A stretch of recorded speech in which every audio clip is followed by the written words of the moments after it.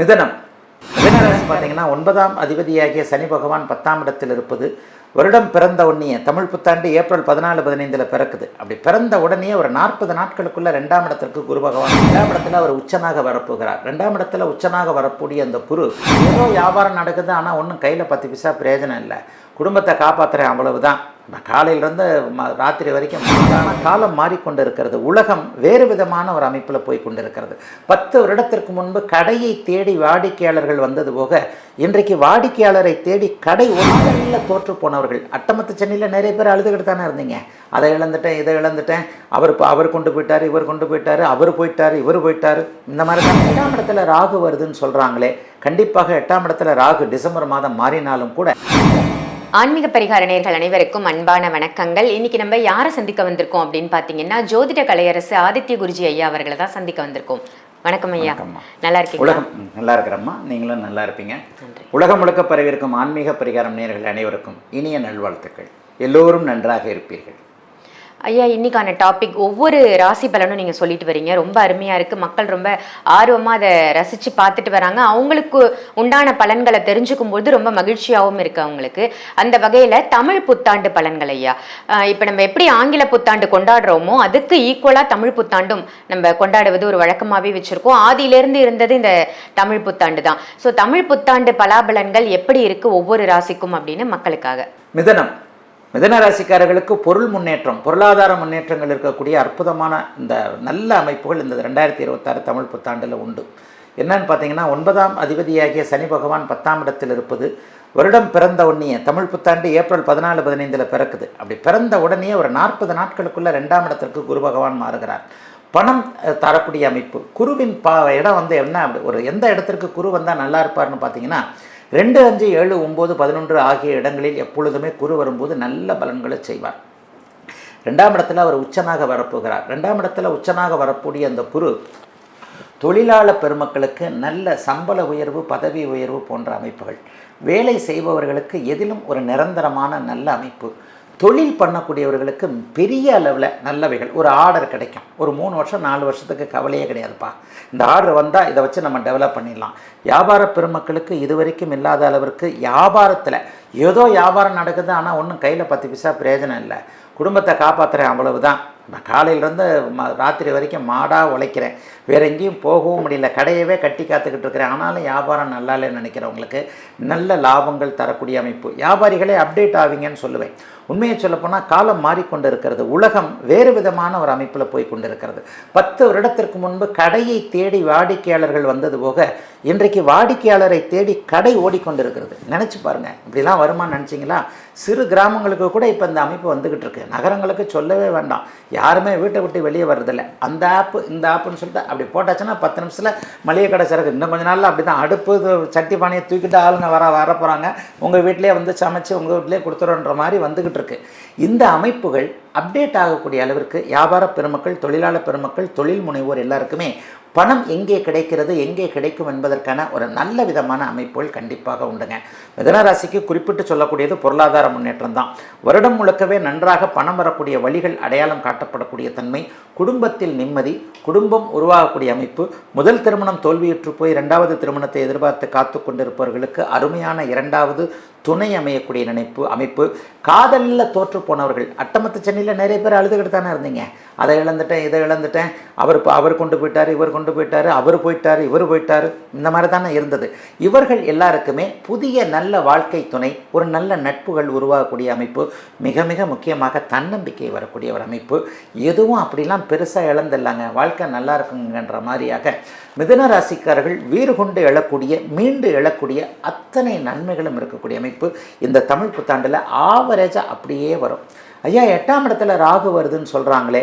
கண்டிப்பாக 8ஆம் இடத்துல ராகு டிசம்பர் மாதம் மாறினாலும் கூட அவரும் உச்சகுருவின் பார்வையில் இருப்பதால் எதிர்பாராத அதிர்ஷ்டங்களும் நன்மைகளும் கிடைக்கக்கூடிய நல்ல தமிழ் புத்தாண்டாக அமைஞ்சிருக்குங்க இந்த 2026 தமிழ் புத்தாண்டு. இந்த தமிழ் புத்தாண்டு பலன்கள் எப்படி சொல்லப்படுகிறது அப்படிங்கிறத நம்ம கண்டிப்பாக 12 ராசிக்காரர்களும் தெரிஞ்சே ஆகணும். உண்மையிலே அந்த வருட கிரகங்கள்னு சொல்லப்படக்கூடிய குரு, சனி, ராகு, கேதுக்கள், இந்த அமைப்புகள், இந்த 4 கிரகங்களுடைய மூமெண்ட்டுன்னு சொல்லப்படக்கூடிய இயக்கங்களை வச்சு தான் தமிழ் புத்தாண்டில் நம்ம வந்து பலன்களை சொல்கிறோம். எந்த ஒரு புத்தாண்டிற்கு பலன்கள் அதுதான். மாத பலன்கள் நம்ம சொல்கிறது கூட பார்த்திங்கன்னா மாதம் மாறக்கூடிய சூரியன், சந்திரன், சுக்கிரன், புதன் இந்த 4 கிரகங்களை பேஸ் பண்ணி அப்படியே மாத பலன்கள் கண்டிப்பாக சொல்லுவோம். உண்மையிலேயே மாத ராசி பலன்களில் பார்த்திங்கன்னா சூரியனை வச்சு தான் அந்த மாத ராசி பலன் சொல்லப்படுகிறது. ஒரு ஆடி மாதத்தில் 1ஆம் தேதி சூரியன் மாறுவார், ஆவணி மாதத்தில் 1ஆம் தேதி சூரியன் மாறுவார். அப்போ சூரியன் மாறக்கூடிய அமைப்புகளை வச்சு தான் மாதங்களே உண்டாகி இருக்கிறது. இந்த இடத்துல வருட பலன்கள், ஆங்கில புத்தாண்டு பலன்கள் கூட இப்போ நான் ஆன்மீக பரிகாரத்திற்கு பேசினேன். இப்போ அதற்கடுத்து 3 மாதத்தில் தமிழ் புத்தாண்டு பலன்கள் வருது. அப்போ அந்த புத்தாண்டு எப்படி இருக்குன்றத 12 ராசிக்காரர்களுக்கு எப்படி கணிக்கிறோம்? இப்போ 12 ராசிக்காரர்களுக்கு எப்படி நடக்கும் அப்படிங்கிறதுக்கு இந்த வருடாந்திர கிரகங்கள் எந்த இடத்தில் இருக்கின்றன, எப்படி இருக்கின்றன அப்படிங்கிறத வச்சு தான். சரி, இப்போ முழுமையான ஒரு வருடாந்திர கிரகமான சனி பகவான் இந்த தடவை இந்த தமிழ் புத்தாண்டில் மாறவே இல்லை. மீன வீடு என்று சொல்லப்படக்கூடிய காலபுருஷனுடைய இறுதி வீடான 12ஆம் வீட்டில் அவர் வலிமையாக ஒரே இடத்துல இந்த வருஷம் மாறக்கூடிய அமைப்புகள் அவர் இல்லவே இல்லை. ஆகவே இந்த தமிழ் புத்தாண்டில் சனி பெயர்ச்சி இல்லை. அதனை அடுத்து பார்த்தீங்கன்னா உடனே டக்குன்னு தமிழ் புத்தாண்டில் ஏதாவது ஒரு வருடாந்திர பெயர்ச்சி வருகிறதான்னு பார்த்தா ஜூன் மாதம் 2ஆம் தேதி, ஏப்ரல் 14, 15ஆம் தேதி தமிழ் புத்தாண்டு பிறக்கும். அதனை அடுத்து 40 நாட்கள்லேயே குரு பகவான் அப்படியே தற்போது இருக்கின்ற வீடான மிதுன வீட்டிலிருந்து அடுத்த வீடான கடக வீட்டிற்கு வருகிறார். இந்த கடக வீட்டிற்கு வருகிறதுல ஒரு ஸ்பெஷாலிட்டி இருக்குது. 12 வருடங்களுக்கு ஒரு முறை மட்டுமே உச்சம் என்கின்ற அதி உன்னத நிலையை அடைகிறார். இன்னொன்று உங்கள் எல்லாருக்குமே தெரியும், குரு பகவான் நன்மையை செய்யக்கூடிய ஒரு கிரகம். சனி எப்படி மேக்சிமம் கெடுதல்களை செய்வாரோ அதே மாதிரி குரு மேக்சிமம் நன்மைகளை செய்யக்கூடிய ஒரு அமைப்பு. சனி பயிற்சினாலே எல்லாருக்குமே கொஞ்சம் பயம் வந்துடும். ஆனால் குரு பயிற்சினா ஒரு சின்ன ஆசை வரும். ஒருவேளை குரு நல்ல இடத்துக்கு வந்துட்டார்னா எனக்கு கொஞ்சம் அப்படியே கொட்டி போக மாட்டாரா, பணத்தை அள்ளி கொடுப்பாரே, குழந்தைகளை அள்ளி கொடுப்பாரே, மனசில் சந்தோஷத்தை அள்ளி கொடுப்பாரே, இந்த மாதிரியான கிள்ளி கொடுக்காமல் எதையும் அள்ளி கொடுக்கக்கூடிய அந்த குரு பகவான் இப்போது உலகத்தார் எல்லோருக்கும் மிகப்பெரிய அளவில் நன்மைகளை செய்யக்கூடிய உச்சம் என்கின்ற 12 வருடங்களுக்கு ஒரு முறை மட்டுமே வரக்கூடிய ஒரு அதி உன்னத நிலைமையை அடைகிறார். அப்போ 12 ராசிக்காரர்களுக்கும் குரு பயிற்சி ஓரளவுக்கு நல்ல விதமாகவே இருக்கும். இன்னொன்று நம்ம எல்லாருமே ரொம்ப பெரிய அளவில் எதிர்பார்க்கக்கூடியது அப்படின்னு பார்த்திங்கன்னா ராகு கேது பயிற்சி. இந்த ஏப்ரல் 14ஆம் தேதி நடந்து சரியாக ஒரு 6 மாதம் கழித்து பார்த்திங்கன்னா டிசம்பர் 5ஆம் தேதி அன்றைக்கு ராகு கேது பயிற்சிகள் ஏற்படுகின்றன. இந்த ராகு கேது பயிற்சி இப்போது இருக்கக்கூடிய கும்ப வீட்டிலிருந்து ராகு மகர வீட்டிற்கும், இப்போது இருக்கக்கூடிய சிம்ம வீட்டிலிருந்து கேது கடக வீட்டிற்கும் வருகிறார். இதில் இன்னொரு சிறப்பை கூட சொல்லிடலாம்.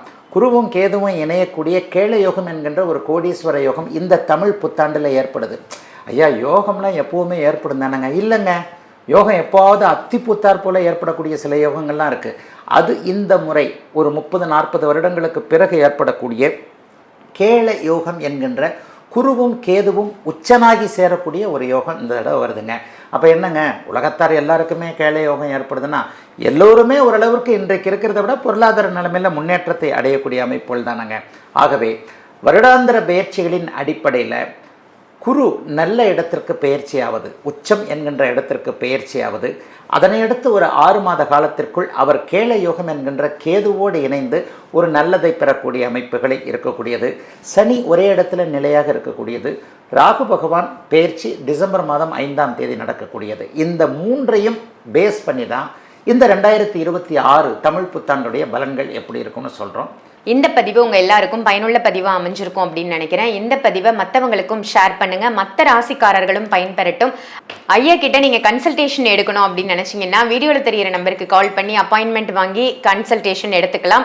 ஜோதிட ரீதியாகவோ இல்லை ஜாதக ரீதியாகவோ உங்களுக்கு இருக்கக்கூடிய பிரச்சனைகளை தீர்த்துக்கணும் அப்படின்னு நினச்சிங்கன்னா வீடியோவில் தெரிகிற நம்பருக்கு கால் பண்ணி அப்பாயின்மெண்ட் வாங்கி கன்சல்டேஷன் எடுத்துக்கோங்க. இதே மாதிரி வேறு ஒரு நல்ல பதிவில் உங்கள் எல்லாரையும் சந்திக்கின்றேன். நன்றி, வணக்கம்.